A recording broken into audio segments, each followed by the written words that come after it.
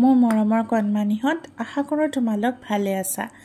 আজি তোমালোকৰ বাবে মই লৈ আহিছোঁ তোমালোকৰ তৃতীয় শ্ৰেণীৰ পৰিৱেশ কিতাপৰ পাঠ নং 6 আমাৰ চৌপাশৰ প্ৰাণীবোৰ। যিহেতু এই পাঠটো অলপ দীঘলীয়া সেয়েহে আজি আমি অকল 2টা পৃষ্ঠা পঢ়ি চাম আৰু বুজিবলৈ চেষ্টা কৰিম। এতিয়া কিনো আছে আমি চাওঁ আহা। এদিনাখন শিখামণি বিদ্যালয়ৰ পৰা ঘৰলৈ আহি আছিল। এনেতে তাই দেখিলে যে আলিবাটৰ কাষৰ পুখুৰী এটাত এজন মাছমৰীয়াই জালেৰে মাছ মাৰি আছে। মাছমৰীয়াজনে জালৰ পৰা মাছবোৰ এৰুৱাই খালৈত ভৰাইছে। মাছৰ সৈতে উঠি অহা ভেকুলীবোৰ জালৰ পৰা এৰুৱাই মাটিত এৰি দিছে। তাই লক্ষ্য কৰিলে যে ভেকুলীকেইটাই মাটি পাই ইফালে সিফালে জঁপিয়াবলৈ ধৰিছে।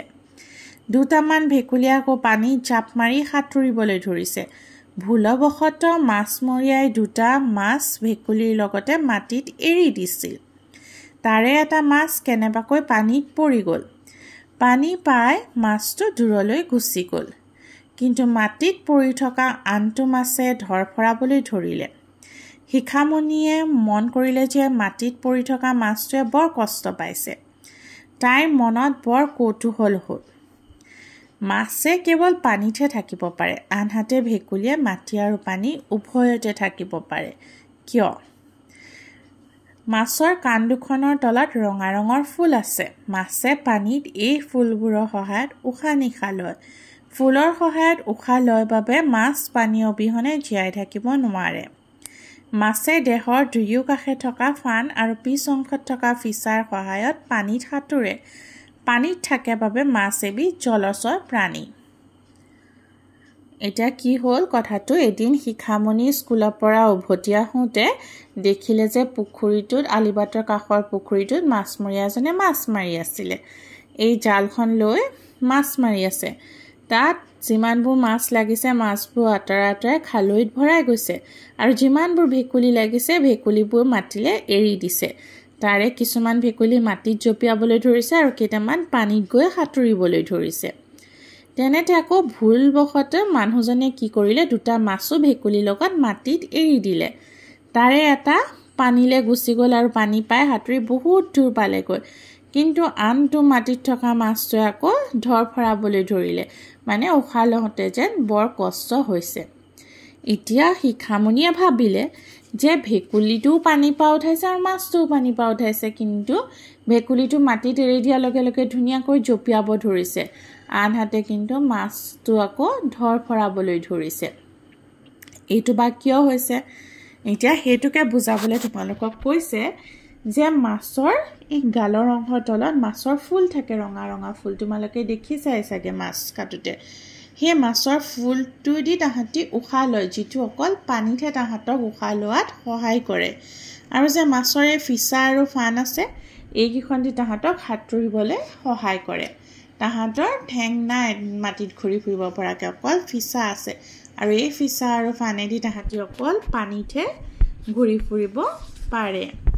আৰু মাছ যিহেতু অকল পানীতহে জীয়াই থাকিব পাৰে, সেইবাবে মাছ হৈছে জলচৰ প্ৰাণী। এতিয়া ছবিখনত থকা ভেকুলীটোৰ ঠেংকেইখনলৈ মন কৰা।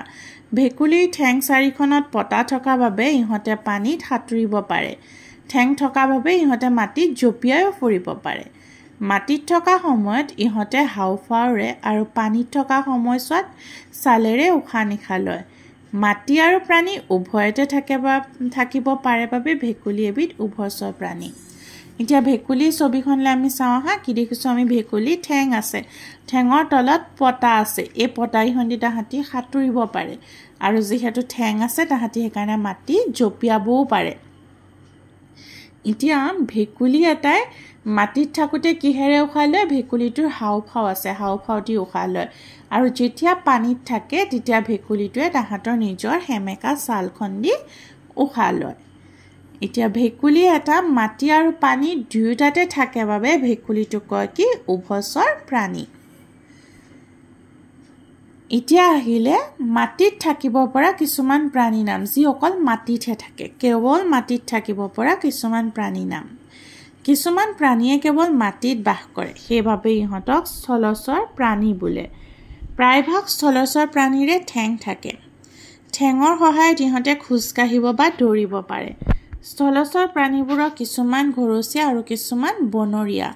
মানুহে ঘৰত পোহা প্ৰাণীবোৰ ঘৰচীয়া অথবা পোহনীয়া।